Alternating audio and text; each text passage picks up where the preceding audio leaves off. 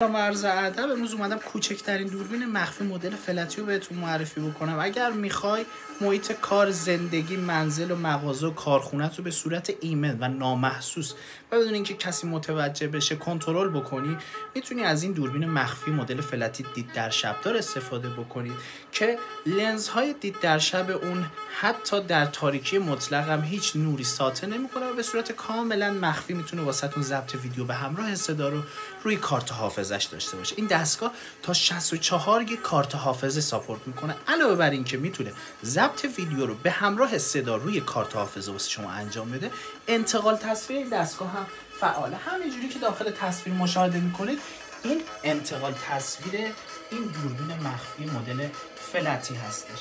این دوربین میتونه هم با برق مستقیم واسهتون کار بکنه و هم با باتری داخلی تا 5 ساعت پاسخ بده. با برق مستقیم هم متصل بشه به صورت یکسره و دائم میتونه ضبط ویدیو و همراه صدا رو واسهتون داشته باشه. اگر احساس میکنید توی زندگیت خیانت هستش یا میخوای محیط زندگیت رو کنترل کنی، 100% این دوربین بهتون پیشنهاد میشه.